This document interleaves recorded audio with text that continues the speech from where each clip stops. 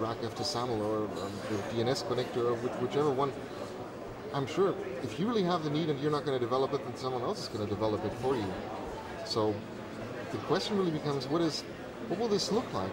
Because as I already hinted to before, there are several ways that you might want to plug into this bus. You might want to, or into this hub, you might want to plug into it as an application. You might want to plug into it as transformation engine. You might want to be notified when something specific happens, or you might just want to make a query. In reality, a pipeline has to have some endpoints and some way of controlling it. Certainly one aspect of the pipeline that's already defined is the way that information card systems work, where you can start with a token from an identity provider, come to this, and the controlling of the pipeline in that aspect is the client selector, where it can then take the token, send it to another security token service, get a different answer back, and then send it on to a relying party. So you go through a number of transformations, and that's essentially what we're talking about a pipeline and a bus. That particular case, the pipeline is coordinated by the client. I'm sure you could have other ways as well. What interests me is that the number of control points and transformations that happen along the way enables more than two parties to be involved in an identity transaction. Anybody else want to say something about that? Yeah. You know, I think one of the interesting things about this claims transformer technology is probably a lot of the things that are being transformed aren't necessarily protocol to protocol, because I think we really have made a lot of progress there, but more one set of business assumptions to another set of business assumptions.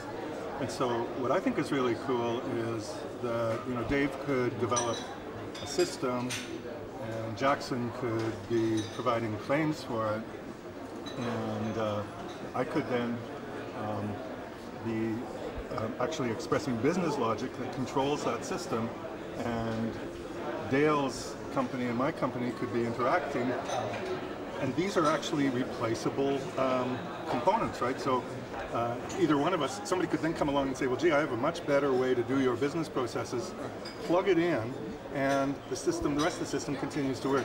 Now, is that too Pollyannic? No. Okay. So in that case, we've really done something. Pluggable components, absolutely. For example, hey, I might have a better Kerberos connector than Microsoft, so I'll just stick it in and that'll fuel the legacy. So that's what it's all about. And you know, I think that the whole thing about you know, for consultants, it's a huge opportunity, because now they can just work on these inter-replaceable parts and probably reuse them. And for people who are doing business processes, they get the benefit from that reusability too, right? Yeah, and you know, we were talking before, you were talking about the IGF and Carmel and those languages and applications requesting stuff and all of that, and that can fit into this sort of a plan in the future. For now, it's right, it's work for consultants to do some hard coding of things, but it's still a replaceable system. It still has plug-in components, and at some point down the road, when a theoretical language of conversation between providers and consumers of the data can easily be plugged in there too, and it'll work just as well. You know, it's like taking, right now we're building the buckboards, the horse and carriage for it, but at some point in the future we could put a steam engine on the back of it, you know, and it would run just as well and do the same things, only much more quickly, and without having to carry all the oats and without having to clean up after it. I guess the storage system is also something that is just as pluggable, right? So if you attach, you know, some kind of storage pluggable module to it, then you have something like an identity store, like a directory. You could plug a database into it. You could plug, you know, whatever. Or there may not actually be a store, and it could be a virtual directory in one of these points that you plug into the system. So I just wanted to say something that Dave would like. That's actually a good analogy. I was cleaning out some books a couple of weeks ago, and I came across my manuals for Advanced NetWare 1.0, okay, which is like 1986. And in those days, when you bought your NetWare, you specified which network cards you had and which hard drives you were using. You know, I mean, talking about storage, you had to have, there were certain drives you could choose from, and you bought the package with the driver for that drive. And that's the only way it would work. And then, of course, later on, we developed all these other interfaces and abstractions. You know, but you had to hard code everything in there. And that's the point the we're at client right was now. linked directly to the card. Yeah. It was all hardware linked, and you couldn't change it. I mean, if you wanted to swap out a drive, that meant recreating the system all over again. So that's where we are now. So you know there's better days coming.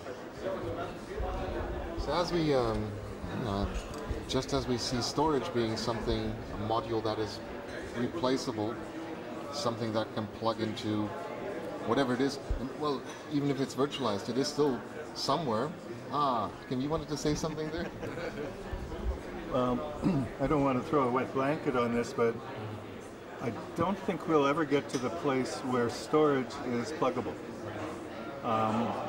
I think we can make strides in that direction, all right, so that we have things that are reused for multiple purposes and so on. But I think storage is basically something that will be multi-centered. In other words, storage itself will be multi-centered. In other words, the same information will, for many reasons, you know, we don't need to go into them, be stored in more than one place. And so, and to me that doesn't decrease the elegance of the system.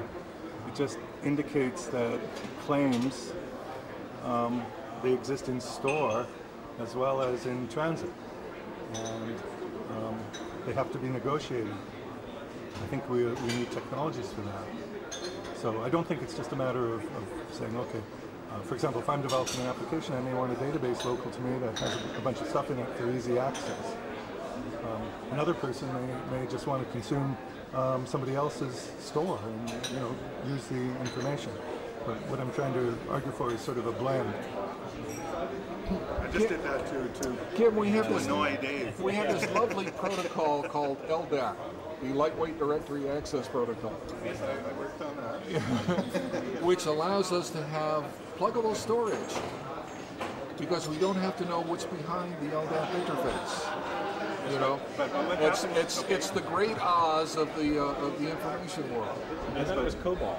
No, but what happens is, for example, you know, and this is not a theoretical argument. I deal with a lot of application developers. You're dealing more with infrastructure people. So from an infrastructure point of view, what you're saying really makes sense. And you know, we both worked hard on LDAP in the, you know, and I agree with you in terms of the infrastructure side.